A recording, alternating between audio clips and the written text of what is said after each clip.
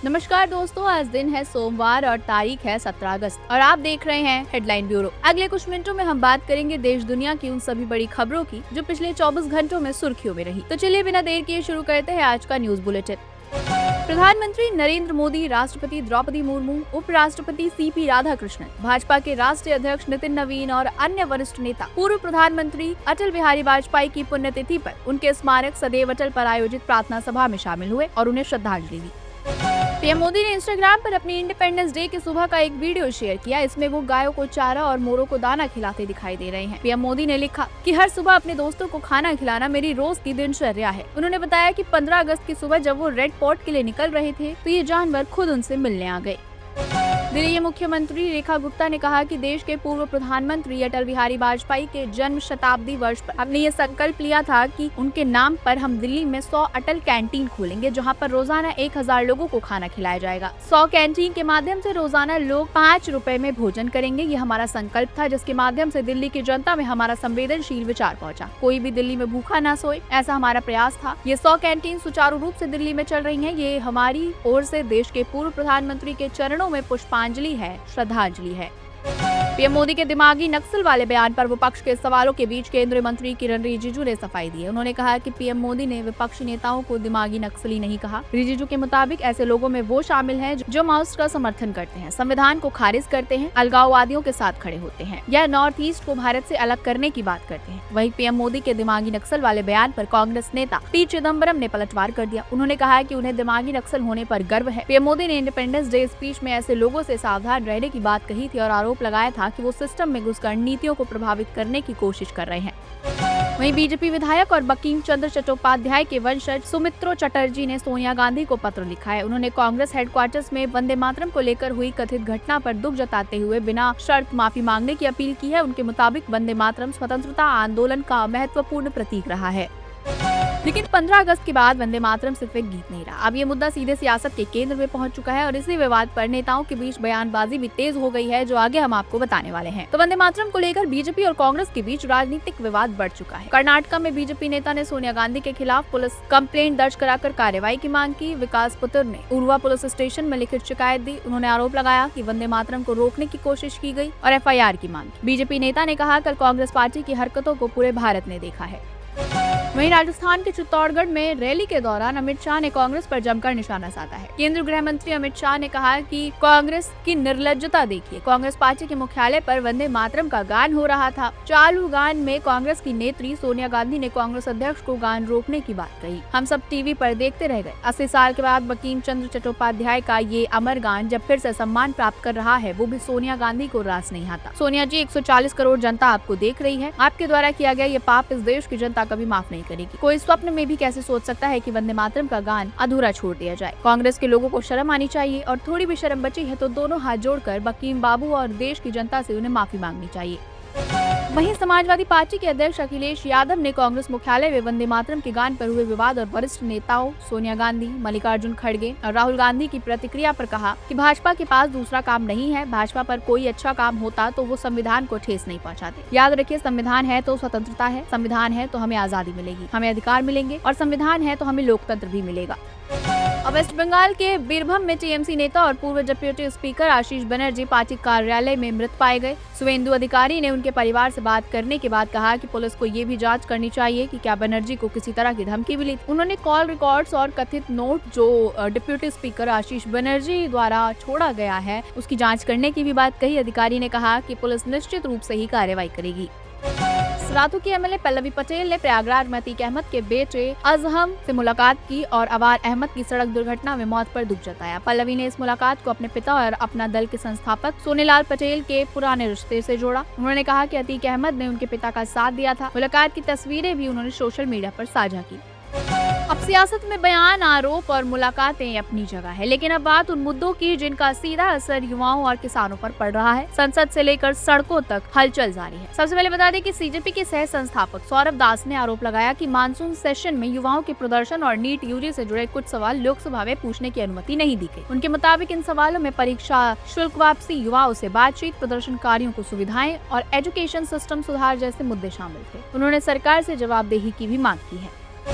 पश्चिम बंगाल के बांकुड़ा जिले के करिसुंडा इलाके में सीजेपी के स्कूल ठीक करो अभियान से जुड़े 25 वर्षीय वॉलंटियर शेख अब्दुल हफीज के पिता मफीक की 15 अगस्त को मौत हो गई। सीजेपी का आरोप है कि 13 अगस्त को सरकारी स्कूल का निरीक्षण करने के बाद हफीज के घर में कथित तौर पर कुछ लोग घुसे और परिवार पर हमला कर दिया। संगठन के मुताबिक हफीज और उनके पिता को गंभीर चोटें आई हैं और बाद में उनके पिता ने दम तोड़ दिया। सीजेपी ने आरोपियों की तत्काल गिरफ्तारी और निष्पक्ष जाँच की मांग की है। सीजेपी के संस्थापक अभिजीत दीपके ने कहा, we will not be silenced and intimidated, we will keep fighting for better schools. उन्होंने हफीज के परिवार को न्याय दिलाने की भी बात कही है।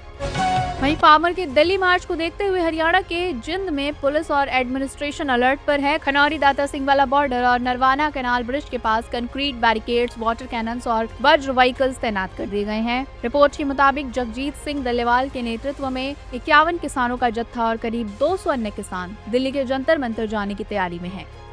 सुखबीर सिंह बादल से जुड़े मामले को लेकर शिरोमणि अकाली दल की सांसद हरसिमरत कौर बादल ने गृह मंत्री अमित शाह को पत्र लिखा है। उन्होंने पूरे मामले की जांच एनआईए से कराने की मांग की है। हरसिमरत का कहना है कि इस घटना के पीछे बड़ी साजिश की आशंका से इनकार नहीं किया जा सकता। अब उन्होंने केंद्र से मामले की गहराई से जाँच करने की मांग की है। बांग्लादेश के प्रधानमंत्री के भारत दौरे को लेकर एक अहम बात सामने आई है। रिपोर्ट के मुताबिक बांग्लादेश की तरफ से कहा गया है कि इंडिया विजिट का फैसला शेख हसीना के प्रत्यर्पण से जुड़े मुद्दे से भी जुड़ा हो सकता है, यानी दोनों देशों के बीच संभावित बातचीत में हसीना का मामला महत्वपूर्ण मुद्दा बन सकता है। फिलहाल इस मुद्दे पर दोनों देशों के बीच स्थिति साफ होने का इंतजार है। जगत गुरु परमहंस आचार्य ने राम मंदिर में ड्रेस कोड लागू होने पर कहा कि मर्यादा पुरुषोत्तम भगवान श्री रामलला के मंदिर में ड्रेस कोड को लेकर अच्छी बात है। देखिए, जिस तरह से भगवान के वस्त्र होते हैं, बदलते रहते हैं, उसे 7 दिन में 7 कलर होना चाहिए। 7 दिन में 7 कलर जो शास्त्रीय कलर हैं, उस तरह से। और उसमें अर्चकों की भी सहमति जरूरी है। जो पुजारी हैं, पुजारियों से भी पूछना जरूरी है। जो भी ड्रेस कोड लागू हुआ है, ये पुजारियों के ऊपर थोपा ना जाए, बल्कि उनको वस्त्र दिया जाए। उनको वस्त्र जो है राम मंदिर की ओर से दिया जाए कि आपको 7 दिनों में 7 कलर के वस्त्र प्रदान किए जाते हैं।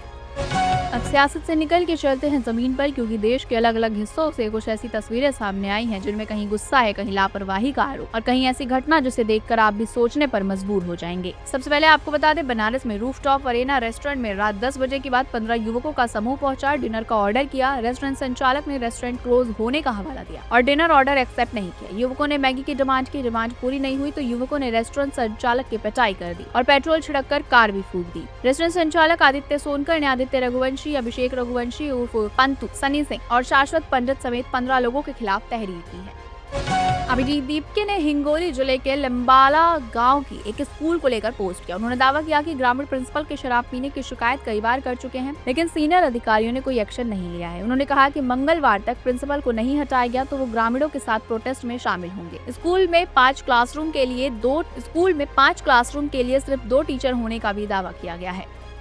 वहीं कानपुर के आलम मार्केट में 16 मिनट की 16 रुपए वाली सेल की जानकारी मिलते ही हजारों लोग पहुंच गए। भीड़ बेकाबू होने से भगदड़ जैसी स्थिति बन गई और कई लोगों के चोटिल होने की सूचना भी मिली है। हालात काबू करने के लिए पुलिस ने हल्का लाठीचार्ज किया।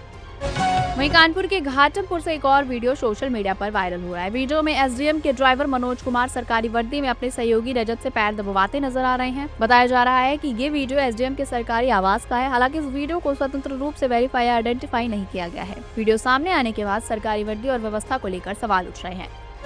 कहीं कुछ रुपए की चीज को लेकर बवाल तो कहीं सरकारी व्यवस्था पर सवाल। लेकिन अगली खबर में मामला सिर्फ विवाद का नहीं बल्कि सुरक्षा और डर का है। चलिए रुख करते हैं अगली खबरों की ओर। आरोप है कि एक सीआईएसएफ जवान ने मेट्रो में महिला यात्री की कथित तौर पर तस्वीरें ली। विरोध के बाद मोबाइल की गैलरी में तस्वीरें मिलने का दावा किया गया। फोटो डिलीट करने को लेकर विवाद बढ़ा तो जवान पर सर्विस पिस्टल निकाल कर यात्रियों की ओर तानने का आरोप है। बताया जा रहा है कि जवान प्लेटफॉर्म पर उतरकर ट्रेन के रवाना होने तक हथियार ताने खड़ा रहा, जिससे यात्रियों में दहशत फैल गई। अब मेरठ से आने वाली ये खबर सुनकर आप भी हैरान हो जाएंगे, जहां एक बाइक सवार तेज रफ्तार से जा रहा था। बैग की चैन खुली रह गई और पीछे से 500 और 200 के नोट हवा में उड़ने लगे। करीब आधा किलोमीटर तक सड़क पर नोट ही नोट बिखरे पड़े थे। पीछे से आ रहे अमित ने आवाज लगाई, लेकिन बाइक रुकी नहीं। उन्होंने बिना देर किए सारे नोट इकट्ठे करने शुरू कर दी। गिनती की तो टोटल निकले करीब 4 लाख रुपए। अमित ने सीधा पुलिस को सूचना दी और पूरा पैसा पुलिस को सौंप दिया। पुलिस भी मौके पर पहुंची और करीब 40 मिनट तक हाईवे से नोट गिरते रहे, जिसकी कुल 11 गड्डियां मिली। वहीं सहारनपुर में एक पंडित के साथ कथित तौर पर जबरदस्ती उसके चोटी बाल कटवाने का मामला सामने आया है। आरोप है कि कुछ लोगों ने उसके साथ बदसलूकी करते हुए उसके बाल काट दिए। घटना की जानकारी सामने आने के बाद पुलिस ने मामले की जांच शुरू कर दी है। अब ये पता लगाया जा रहा है कि घटना के पीछे क्या वजह थी और इनमें कौन से लोग शामिल थे। वहीं वाराणसी के बाबतपुर एयरपोर्ट पर रविवार सुबह सिक्योरिटी चेकिंग के दौरान एक यात्री के ट्रैवल बैग में रखी लाइसेंस पिस्तौल से अचानक गोली चल गई। घटना में 2 महिला सिक्योरिटी स्टाफ घायल हुई, उन्हें अस्पताल में भर्ती कराया गया। डॉक्टरों के मुताबिक दोनों की हालत सामान्य है। रिपोर्ट के अनुसार यात्री को ये पिस्तौल बैग में रह जाने की बात बताई गई। फिलहाल पुलिस मामले की जाँच कर रही है। अब जरा रफ्तार बदलते हैं, क्योंकि देश के अलग अलग हिस्सों से सामने आई इन खबरों के बाद अगली खबर सीधे मौसम, हादसे और बदलते हालातों से जुड़ी हुई है और कुछ अंतर्राष्ट्रीय खबरें भी हैं। तो चलिए नजर डालते हैं उन खबरों की ओर। बर्लिन में एक हाई राइज बिल्डिंग में आग लगने के बाद 11वीं मंजिल पर फंसी महिला ने फायर ब्रिगेड की रेस्क्यू बास्केट में छलांग लगाई। फायर ब्रिगेड की टर्न टेबल लेडर सिर्फ 9वीं मंजिल तक पहुँच पा रही थी। महिला को रेस्क्यू कर सुरक्षित नीचे लाया गया है। वहीं बेल्जियम के हाइफेंस नेचर रिजर्व में लगी भीषण आग अब करीब 2700 हेक्टेयर इलाके में फैल चुकी है। ये बेल्जियम की अब तक की सबसे बड़ी वाइल्ड फायर बताई जा रही है। आग के चलते आसपास के गांव से लोगों को इवैक्यूएट भी किया गया है।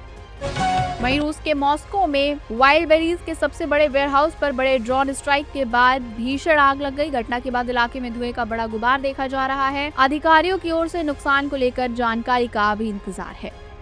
वहीं अमेरिका के डेनवर मेट्रो एरिया में भारी बारिश के बाद फ्लैश फ्लड की स्थिति बन गई। मैरिडियन इलाके में पानी और ओलों से सड़कें भर गई, जिसके चलते कई गाड़ियां फंस गई। रेस्क्यू टीम ने करीब 7 वाटर रेस्क्यू किए। पुलिस और फायर डिपार्टमेंट ने लोगों से बाढ़ के पानी में ड्राइविंग नहीं करने की अपील की है। वहीं रशिया और यूक्रेन तनाव के बीच दोनों तरफ से कई इलाकों में बड़े हमलों की खबर सामने आई है। रिपोर्ट के मुताबिक यूक्रेन की तरफ से रशिया के मिसाइल प्रोडक्शन फैसिलिटी और मिलिट्री एयरफील्ड्स को निशाना बनाया गया, जबकि रशिया की तरफ से यूक्रेन के कई इलाकों पर अटैक किए गए हैं। इस घटनाक्रम में 6 लोगों की मौत की खबर सामने आई है। दोनों देशों के बीच तनाव लगातार बना हुआ है।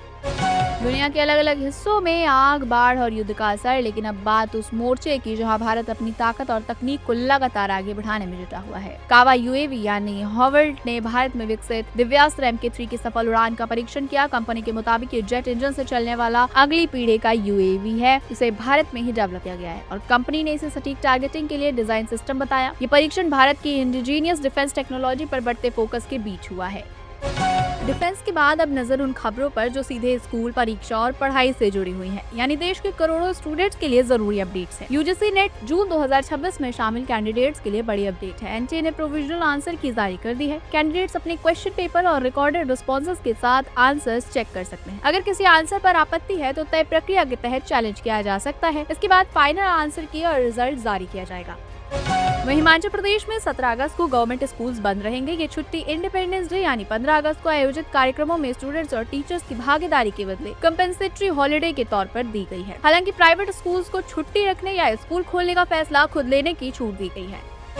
स्टूडेंट्स और स्कूल के अपडेट्स के बाद अब बात करते हैं उस चीज की जो हर घर की चिंता है, मौसम, सड़क और रोजमर्रा की जिंदगी से जुड़ी खबरें। तो आपको बता दें कि उत्तर प्रदेश में बारिश का दौर अभी थमता नजर नहीं आ रहा। IMD ने राज्य में आने वाले दिनों में तेज बारिश और खराब मौसम का फोरकास्ट जारी किया है। कई इलाकों में लगातार बारिश के कारण जल भराव और यातायात से जुड़ी परेशानियां बढ़ सकती हैं। मौसम विभाग ने लोगों को स्थानीय अपडेट्स पर नजर रखने की भी सलाह दी है। अमरोहा के फैज नगर और शाहदरा मिलाक के बीच बारिश के कारण गंगा एक्सप्रेसवे का एक छोटा हिस्सा धंस गया और सड़क पर गड्ढा बन गया। जानकारी मिलते ही एक्सप्रेसवे टीम ने JCB की मदद से रिपेयर वर्क शुरू कर दिया है। यूबड़ा के जैन राकेश मोगा ने कहा कि बारिश में ऐसी समस्या हो सकती है और जानकारी मिलते ही टीम ने तुरंत मरम्मत कर दी है। वहीं आगरा के बतेश्वर जा रही एक मोटर बोट का चंबल रिवर के बीच अचानक इंजन बंद हो गया। बोट में 100 से ज्यादा यात्री और करीब 50 बाइक थी। इंजन बंद होने के बाद तेज बहाव में बोट बहने लगी। यात्रियों ने बताया कि डीजल खत्म होने या फैन में कपड़ा फंसने की वजह से इंजन बंद होने की बात सामने आई है। वहीं आगरा के सिकंदरा स्थित कैलाश महादेव टेम्पल में सावन के तीसरे सोमवार को मेला होने वाला है। भीड़ को देखते हुए 16 अगस्त शाम 4 बजे से ट्रैफिक डायवर्जन लागू किया गया है। हैवी व्हीकल्स की एंट्री पर रोक रहेगी और कई रूट्स बदले जाएंगे। DCP ट्रैफिक सोनम कुमार ने बताया कि एंट्री पॉइंट्स पर पुलिस की तैनाती रहेगी। वहीं दिल्ली जल बोर्ड ने पानी के बकाया बिल पर लगने वाले लेट पेमेंट सरचेज यानी LPSC के 100% वेवर की सुविधा बढ़ा दी है। ये राहत अब मार्च 2027 तक जारी रहेगी। इससे पुराने पानी के बिल का भुगतान करने वाले कंज्यूमर्स को सरचार्ज से राहत मिलेगी। वहीं अगस्त 2026 में अलग अलग राज्यों और त्योहारों के हिसाब से बैंक कई दिनों तक बंद रहने वाले हैं। इस महीने कुल 7 दिनों तक बैंक हॉलिडे पड़ रही हैं। हालांकि हर राज्य में सभी छुट्टियां एक जैसी नहीं है, इसीलिए SBI, HDFC, ICICI समेत किसी भी बैंक ब्रांच जाने से पहले अपने राज्य की हॉलिडे लिस्ट जरूर चेक कर ले। अब मौसम और रोजमर्रा की राहत के बाद आते हैं स्पोर्ट्स पर, जहां एक ऐतिहासिक जीत ने ऑस्ट्रेलिया को हिला के रख दिया है और वर्ल्ड टेस्ट चैंपियनशिप की तस्वीर भी बदल दी है। इंडिया श्रीलंका के पहले टेस्ट में देवदत्त पादिक्काल ने शानदार 167 रन की पारी खेली। वो श्रीलंका के खिलाफ नंबर 3 पर बल्लेबाजी करते हुए 150 से ज्यादा रन बनाने वाले तीसरे भारतीय बल्लेबाज बन गए हैं। उनसे पहले राहुल द्रविड़ और चेतेश्वर पुजारा ये कारनामा कर चुके हैं। पादिक्काल ने 230 गेंदों में 15 चौके और 1 छक्का लगाया।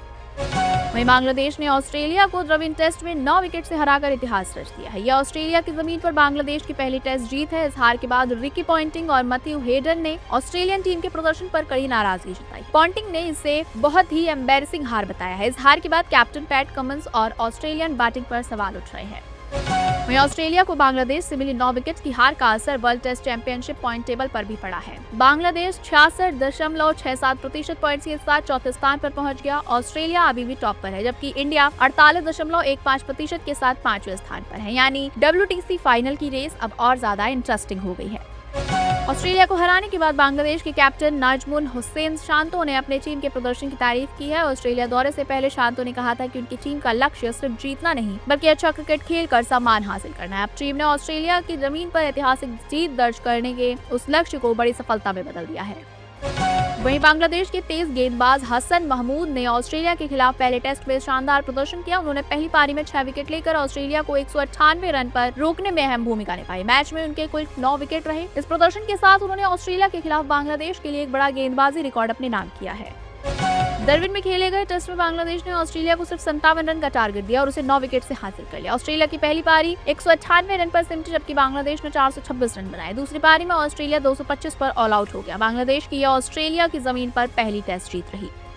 अब थोड़ा रुख बदलते हैं एंटरटेनमेंट और सेलिब्रिटी वर्ल्ड की तरफ, जहां फिल्मों से लेकर लीगल कंट्रोवर्सी तक कई बड़ी खबरें हैं। तो महाराष्ट्र FDA ने इलायची ब्रांड के एडवर्टाइजमेंट को लेकर शाहरुख खान, अजय देवगन और टाइगर श्रॉफ को नोटिस जारी किया है। शिवसेना स्पोक्सपर्सन शाइना NC ने FDA की कार्रवाई का समर्थन किया। उन्होंने कहा, हम सभी जानते हैं कि गुटखा और पान मसाला सेहत के लिए कितने खतरनाक है। उन्होंने इसे पब्लिक इंटरेस्ट में उठाया गया कदम बताया है। वहीं national award winning Bengali film maker Raja Sen का 71 साल की उम्र में निधन हो गया है। PTI के मुताबिक उन्होंने कोलकाता के SSKM हॉस्पिटल में लंबी बीमारी के बाद अंतिम सांस ली है। राजा सेन को उनकी फिल्म दामू के लिए नेशनल अवार्ड मिला था और उन्होंने अपने करियर में 3 नेशनल फिल्म अवार्ड जीते थे।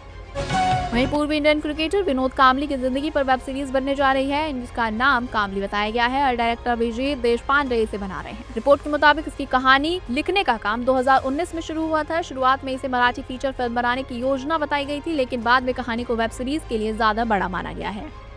वहीं mental health company wonder mind से जुड़े मामले में सेलेना गोमेज की लीगल टीम ने उनके खिलाफ लगाए गए फ्रॉड एलिगेशंस को खारिज किया है। उनके वकील मैथ्यू S. रोजनगार्ट ने आरोपों को बेबुनियादी बताया और कहा कि उनकी टीम कोर्ट में मामले को खारिज कराने की मांग करेगी। ये मुकदमा वंडर माइंड से जुड़ी कंपनियों ने सेलेना गोमेज और अन्य लोगों के खिलाफ दायर किया है। अब बात उन युवाओं की जिनकी नजर हर दिन के मौके पर होती है। अगर आप भी सरकारी नौकरी की तैयारी कर रहे हैं तो अगली खबर आपके लिए बहुत काम की हो सकती है, क्योंकि अलग अलग विभागों में हजारों पदों पर भर्ती के मौके सामने आए हैं। तो नैनीताल बैंक लिमिटेड ने स्पेशलिस्ट ऑफर भर्ती 2026 की अधिसूचना जारी कर दी है। इस भर्ती अभियान के तहत ग्रेड स्केल 1st, 2nd और 3rd में कुल 37 पद भरे जाएंगे। इच्छुक और योग्य उम्मीदवार नैनीताल बैंक की आधिकारिक वेबसाइट पर जाकर ऑनलाइन आवेदन कर सकते हैं। आवेदन प्रक्रिया शुरू हो चुकी है।